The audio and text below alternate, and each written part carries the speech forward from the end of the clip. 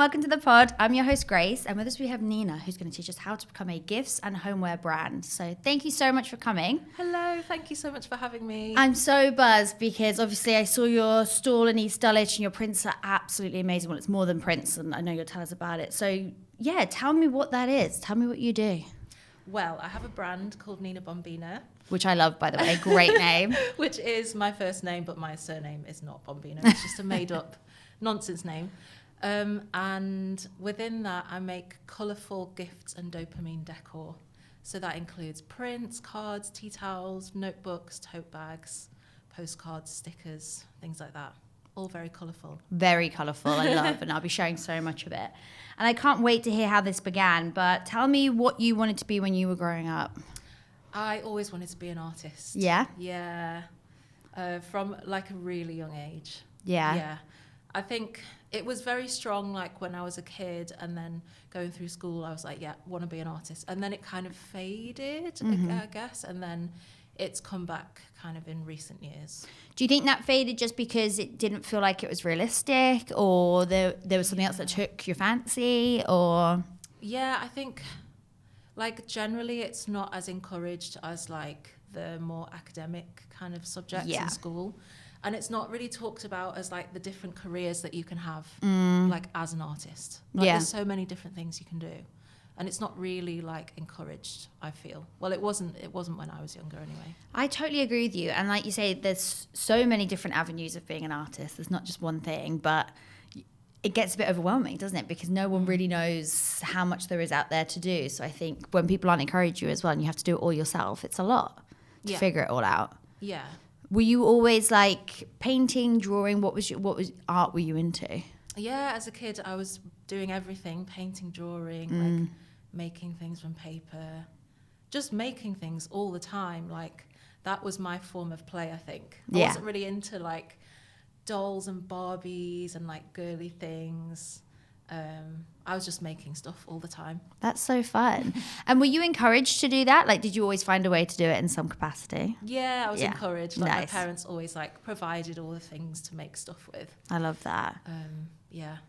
And what did you do post-school? Did you study that or did you do anything else? I went to uni and studied photography. Okay. Which is obviously an art form. And I am a photographer. That's my other business. Right. But yeah, I kind of like, as a teenager, I thought, I want to be an artist. Okay, I'm going to do an art foundation before deciding what I want to do at uni. I'll probably do art at uni, but I want to do a foundation to see what type of art. And then I kind of got into photography, and then that took over a bit. So I was like, no, I want to be a photographer. So I went to uni and did photography. I do wish now that I'd have done an art degree. Really? Because I think it would have prepared me more for the things I want to go into now. Yeah. Like as a photographer, I don't do that as an art form. I used to, like as part of my degree, but I just do it as a service now, which... What does that mean? So people hire me as a photographer to take like portraits or photograph events or Got you. weddings and things like that. But you don't feel like that's where your creativity comes out? No, because it's more like I'm capturing what's in front of me rather than like I'm creating the art or whatever. Oh, that's very interesting. I haven't really thought about it like that. And so you did photography at uni, and obviously that is creative, but how did you get into getting back to your core creativity? I feel like it's been a winding, like complicated journey. Okay. Like after uni, and actually probably in like the final year of my degree, I was kind of like, I don't know if I want to be a photographer. Okay. Or like what it means to be a photographer. So I left uni, and I suppose like a lot of like young people who have just come out of uni felt a bit lost, like I don't know what to do with my life, I don't know what my purpose is, I don't know what I'm supposed to do. Yeah. So went through that a bit, and then just got like normal jobs, like working in call centres, which I hated. And but you've got to do it, right? You got to survive. yeah, I know, and I didn't really know what else to do. Yeah. So I was like, I've got to make money. And then I don't know, I kind of just left photography for a bit. Wasn't being very creative. And then I was like really thinking about what I can do, and then I thought maybe marketing. Mm-hmm. And I think for some reason I like the kind of creative dream was a bit squashed. Right. I don't know why.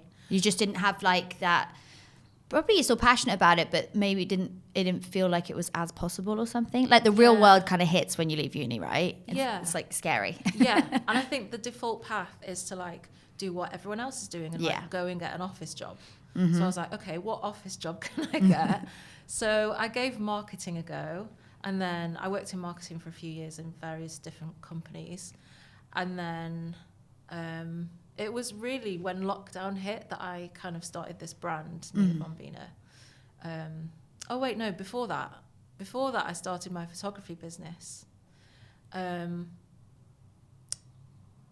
trying to think what order things happened. I can imagine, especially if you're running it all yourself, it probably all just overlaps and it must be crazy. Yeah. But you started your own photography business. Is that because then you're freelance, you can control your own diary, and that felt more comfortable than being hired? Yes. Yeah. Yeah. Like I think I'd known like for a while when I was in these jobs, like I don't want to be employed. Mm-hmm. This is not for me. Yeah. I know that I want to work for myself. I want to start my own business. And I was like thinking of all these business ideas, and then I was like, you know what, I've got a degree in photography, I know how to do that. I'll just do that. Yeah. So kind of started that on the side of a full-time job, and then quit that to get a part-time job so that I could do both at the same time and like kind of transition into it slowly. Yeah. So I was like part-time employed, part-time self-employed, and then eventually got made redundant from the employed job. So then I was like pushed into being a full-time freelancer, which is a blessing in disguise. It is crazy, isn't it? How those things that can feel so negative and scary are actually such a positive push. Yeah. And it's like turning that into something so positive. So well done, because that is hard. Thanks. What's the photography business called? Nina Photography. Nice. Just so people know in case they want to check it out. But Simple. It's nice that you could utilize the degree in the end, even though you weren't 100% on it. Yeah. And then, take us on to Nina Bombina. Well, how did you even come up with the name? The name, I think I wanted to have myself in there somewhere. Yeah. My surname is Robinson, so it doesn't sound as fun as like something like Bombina. And I wanted the brand to sound fun because it is really colourful and it is supposed to be like joyful. Mm-hmm. So I wanted the name to kind of reflect that. Yeah. So I thought something that rhymes and something that's not an actual word and it's just nonsense. I love that. I feel like you will remember that name. Yeah. Do you know what I mean? I feel like which is what you want for like your kind of brand. Yeah. And tell us those very first steps into starting this brand. Okay, it was lockdown. Mm-hmm. So obviously everyone had all this time on their hands, which I really enjoyed. Yeah. So I'm trying to think what the first step was. I think I'd been playing around with a bit of graphic design before then. Yeah, and I thought it would be really cool to have my own products and sell them. That was just always really appealing to me. Mm-hmm. So I started with cards. I think it was actually my auntie Hazel who she was like, I've been looking for cards in the card shops and I can't find any like nice cards with brown people on them. So I was like, okay, I'll design some. So just started with this range of like greeting cards featuring brown and black characters, and then launched an Etsy shop. And how did you find launching that? Because I feel like it's busy on there, right? And was it easy to do, or you just naturally knew that was the next step for your business? I think probably because of my background in marketing, I kind of knew how a lot of it worked already. Mm-hmm. So yeah, I knew that I needed to start an Instagram because that's how everyone gets seen at the moment. And, yeah. I knew about Etsy, and I knew that was kind of like an accessible way to get into it because there's already an audience there, like ready-made. So just did that, and then I was playing around with like polymer clay, making these earrings, and just having fun making things, and then went into the prints from the cards and got picked up by Moonpig. They had some of my cards. That's amazing. Yeah, just. And they found you and then put their cards on the site, and I guess you get like a commission from it? Yeah. Yeah. I think they found me through Instagram, actually. It's amazing, isn't it? Because you just never know who's looking. Yeah. Especially even like the big guys like Moonpig and stuff, because I can imagine trying to reach out to them or be seen can sometimes feel quite hard, for sure. Yeah. When you said you were like having fun with it, and do you think that's really key? Because starting your own business, I'm sure, can be very stressful. So do you still see that like having the joy in making stuff is important in making it successful? Yeah, I think so. Yeah. Like, I get so much joy from like having an idea and then researching and then designing and then seeing the end product for the first time is just so exciting. Yeah. And then when someone buys it for the first time, it's like, what? You actually want this? Yeah. Like it's your creation. Yeah, like the buzz doesn't really die down. That sounds like such a nice feeling. Yeah. Like I really would enjoy that. Yeah. Where do you get your inspiration from with your designs? Because you are, like really loud in color and they're really beautiful and they're very unique. Where does that come from? I think I've just always had an obsession with bright colors. Mm-hmm. Don't know where it comes from, but it brings me so much joy. Like something visceral happens when I see bright colors. Yeah. And it doesn't have a name for that like feeling. So I knew that it needed to be like bright colors. And because it's a brand that I want to be successful and I want the products to sell, I do kind of like try and follow the trends as much as possible, to see what people are buying at the moment, what people are liking and enjoying, and then use that as the basis for designing. How do you figure that out? Just seeing what's in the shops. Right. What else is on Instagram. Mm-hmm. Trial and error, like putting things on my stall, seeing what sells the best. Yeah. That's what I want to talk about, is the stall, because I think that must be a lot of work as well. So how did that start happening? I think it's quite a natural progression for someone who starts like with a product business online to like then try it out like in the real world. So I quite like visiting markets myself anyway, so I like knew like what the local markets were around me. And just like bought the stuff that I needed, all the setup, and designed it and laid it all out, and then just gave it a go. And do you find that they still work well? Because I love going to them, but I don't go to them often, and I feel like in a digital world some people might see that it's not as common, but they still work? Honestly, I probably get 90% of my sales from markets. Really? Yeah. Wow. I barely get any online sales. Not sure why. But yeah, markets is where, it's where I make a living, really. That's amazing. I think also with your products, because they pop and everything, seeing them in real life, I think they just catch your eye straight away. Like your store, when you see it, really does pop out at you. So that's really interesting to know, and it's really good to know, I guess.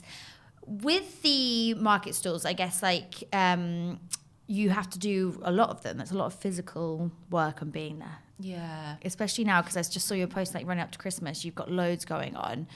It must be like you can't miss it, but it must be quite exhausting. Yeah. It's quite physically exhausting because it's a lot of heavy lifting. So like I have to drive to the studio, pack up the car, unload, set up the market stall, pack up the car again, unload at the studio, and it's a lot of heavy lifting. The outdoor ones, like sometimes the weather's horrendous. Yeah, I can imagine. It's either freezing cold or like the wind is like blowing everything around, or it's raining. So yeah, it's physically hard. Sometimes it's emotionally hard, because if you do a market where you don't get many sales, like it can be quite easy to turn on yourself and be like, oh no, is it me? Is it my products? Is it just that they're not very good or people don't like them? Yeah. So that's quite hard. And also when you're running a business, like that's a whole day that's taken out of your schedule, where you could have been either resting, which is like really needed, yeah, or like doing other things on the business, because there's probably like admin side and uploading onto your digital platforms, and it's a lot to manage. You've got to be organized, especially, and you're running 2 businesses. Yeah.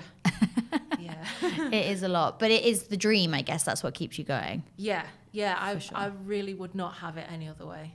That's so lovely to hear. I just love the life that I've built. I love the balance that I have. It's taken a while to get that balance because it's easy to just like go all in and just work like all hours. But now I've figured out like how to take breaks and things like that. Yeah. Because that is just as important, because I think at the beginning when you are starting something, you must have to just put everything into it, right? Yeah. For sure. Just to be like seen, especially in lockdown. And if you need to make money, it's like it's competitive, so you have to keep going for that.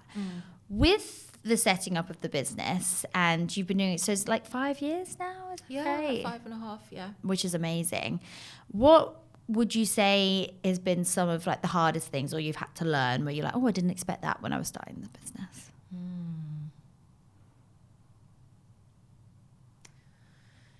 I'm trying to pinpoint some. There's obviously a lot. Yeah, I can imagine, for sure. I think maybe like it's hard to bring yourself to be selective. Okay. So like you feel like you have to say yes to everything, and then there's a lot of like wasted time and energy. Well, I guess nothing's wasted because you learn from it all.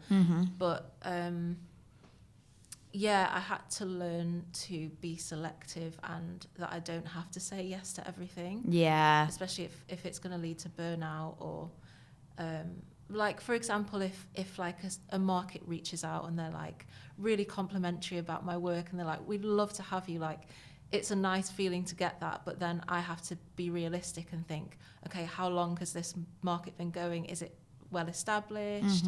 Has it got good footfall? Things like that. So you're looking into stuff on that side as well. That's interesting. Yeah.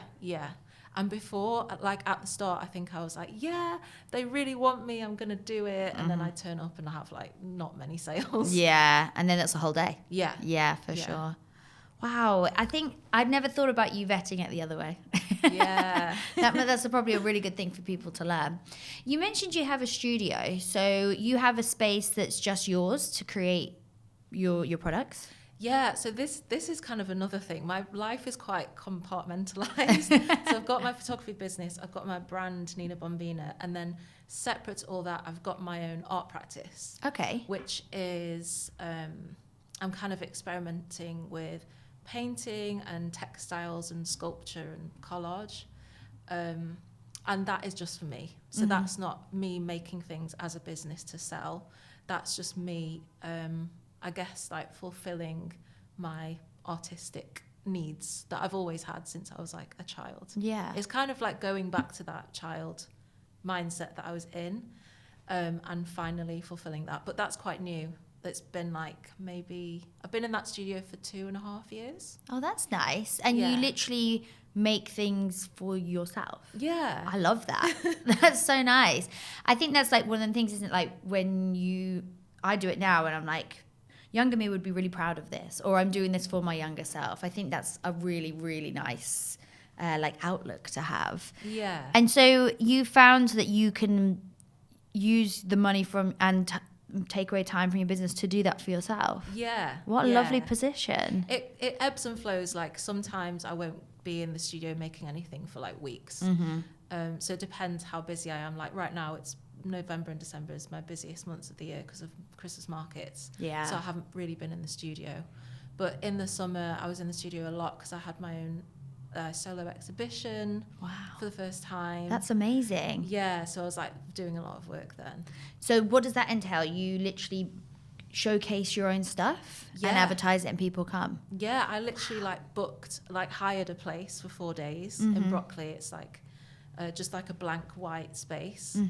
And then, just put all my work up on the walls and then invited friends and family and had passers-by coming in. That's amazing. Yeah. How did that feel?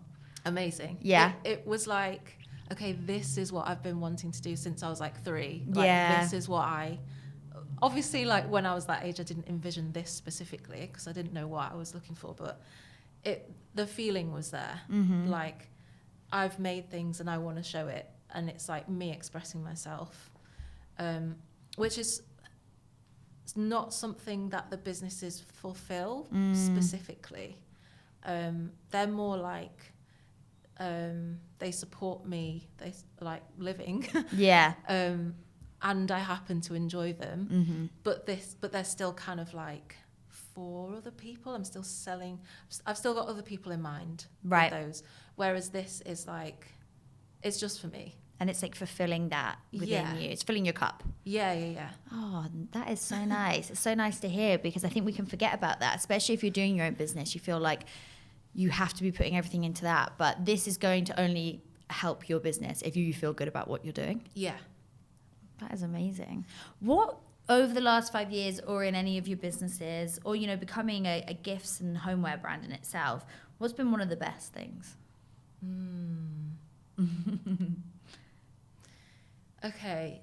So with the photography business first, I had a photo in a National Portrait Gallery exhibition. That's cool. For a bit, like through lockdown. So that was like a huge achievement. It's something that I saw on BBC News. It was Kate Middleton's like project. She was putting out this call out on BBC News. I was like, oh, I'm going to enter a picture. So I did. I took some photos of my granddad at the time, and the theme was COVID. So he was like wearing a mask.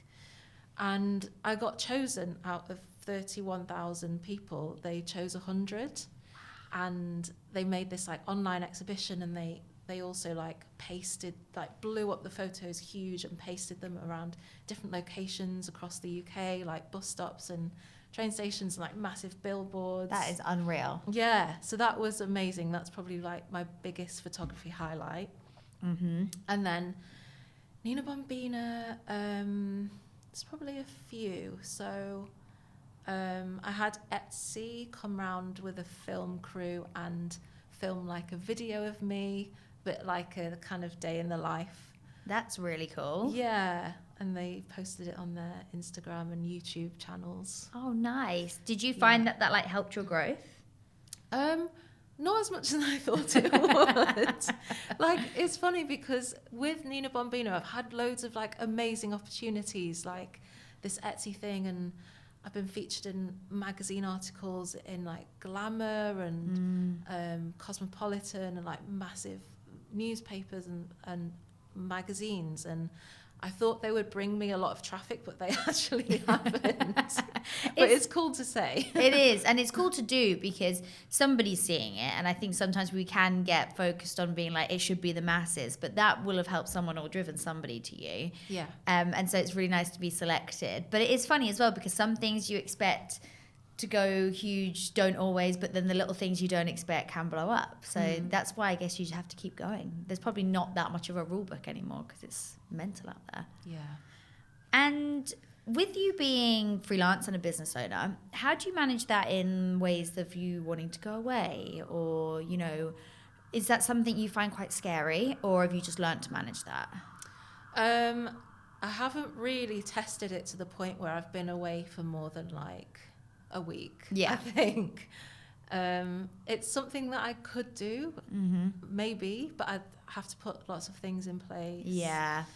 And maybe get some more residual income to be able to do that first.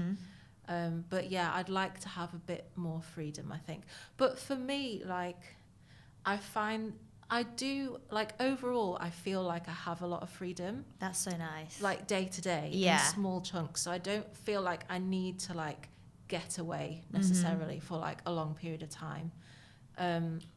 Like, I don't really have much of a routine day to day. So I just live very much in the moment. That is so nice. And you feel like that works for you? Yes. Yeah. I feel it makes me feel so free. I don't really like routines and schedules and structures. Yeah. I like to go with how I feel. So if I wake up and feel like I don't want to do anything today, then I won't. So I have like small, like day-to-day freedoms. How wonderful you found something that fits you so well. Yeah. Because like some people really need structure and routines and things, and that's so nice that if you need a day, you take a day. Yeah. Do you ever find that it can get lonely working on your own, or again, does that work well for you? It works well for me because I'm an introvert. Okay. And I love my own company. Oh, nice. You smashed it as well coming on doing a pod and stuff, because I can imagine might be a little bit out of your comfort zone. Yeah, it is. But again, with the whole like living in the moment, I've got very good at like not worrying in advance. Nice. So like, when I was on the train, I was like, I'm on the train. Yeah. I'm not there yet. So there's nothing that I need to do right now. How did you learn to do that? I want to do that. I love that. No. That's nice. You kind of just like, this is where I am now. This is where I am now, rather than looking ahead and being like, maybe almost getting yourself worked up about it. Yeah. I think in the past I've spent a lot of time worrying, and it doesn't change anything. No. Maybe I've just learned by doing, just like that worrying doesn't help anything really. Yeah. I know it's easier said than done. Yeah. But somehow I don't really do it that much anymore. I don't know how I've got there. I've done a lot of like therapy, and that's amazing. Yeah. So maybe that. Well, you found peace, and you also like, you created a life that you love. That's got to contribute, hasn't it? Like, you're not doing something you hate every day, because you spend a lot of time working. Everyone does, so it's kind of nice to be able to say you love it. Yeah. Which is really cool. Yeah. What do you see for Nina Bombina? What's the goal? Well, I know you don't look at that much ahead. But if you did have any plans or any goals or any dreams for it, is there anything you'd want to do? Yeah, I really want to grow the wholesale side of the business. Okay. So I'm stocked in a few shops, but I'd love to be stocked in like loads of shops around the UK and the world. So I really want to put more effort into that. It's a lot of time that goes into wholesale, so I need to try and figure out how I'm going to find the time to do that. Yeah, I was going to say, how do you do wholesale? You literally pitch to people, they take it, let you know what the sales are? There's a few different ways. Okay. So there's one way which is doing wholesale, like retail shows. There's like Top Drawer, like in big expo centres. So I did one of those actually a few years ago, but they're really expensive. Really? Yeah, to have a stand there. But you do then get put in front of like massive shops like John Lewis and Liberty and like Oliver Bonus and things like that. The big dogs. Yeah. So you get seen by them, but it's hit and miss as to whether you'll get many orders as a result of it. So that's one way. And then another way is what I'm trying at the moment, which is like just reaching out via email to shops. But that way you don't really get many replies. Like, they're so busy that you have to hound them to get any kind of response. Yeah, it's like the old school way of doing it, but it can be so effective, can't it? Yeah, I'm thinking of actually like handwriting letters and sending them. Oh, I love that. I feel like, obviously, I'm not a shop owner, but if I received that would be like, this. I remember this letter, I want to get back to this person. Yeah. Well, that's so exciting. I think that would be amazing for the business. With Nina Bombina, is that what you want to do all the time? Like, do you think you'd move away from photography and put everything into this? Or do you like having the different options? I quite like having, like, wearing different hats and doing different things, but I do get a lot more joy out of Nina Bombina because it feels more creative to me. Yeah. And I can kind of drive it more. Whereas with photography, it's like I'm working with people and I'm kind of like fulfilling what they want. Yeah. And yeah, I do enjoy it sometimes, but I prefer my Nina Bombina business. And that's so nice because you can just keep growing that. Yeah. Where do you store everything? Is it at your studio? Yeah, at my studio, because I couldn't fit it all in my flat. Do you have to literally like design it and then order it all to come to you? That's how it works, I guess. Yeah. I design it and then I work with like printing companies who print my designs onto stuff, and then I have like stock. But I don't order like loads of stuff because I can't fit it anywhere. Yeah. Just as much as I need for like the next few months or something. And you can kind of predict what you're going to kind of need. Yes, I can predict now. I've done like hundreds of markets. I can predict like how much stock I'm going to need for one day, and different levels of stock for different markets as well. Because there's markets where I know I'm going to sell a lot, and then markets where I'm not sure. Yeah, for sure. Wow, I think that's been so interesting because it is a niche, and I feel like it can feel like it's competitive, but you're smashing it. Thank you. Is there anything else you'd like to say to somebody who thinks they might want to do something similar? Any words of wisdom? I think at the start I thought, okay, I'm just going to try this, but it probably won't go anywhere because there's so many other people doing it. And I've proven myself wrong. Like, I've managed to make it into something. And I think there is a space for everyone. I think just go for it and reach out to businesses who are doing it already and ask for advice. I did that a few times, and people have done it to me, and I'm always happy to give people advice. That is nice. People have to help people. Yeah, exactly. Yeah. Well, that was wonderful.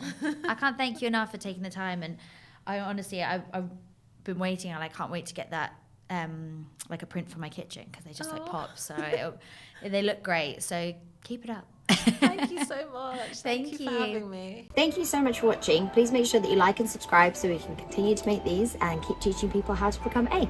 Thank you.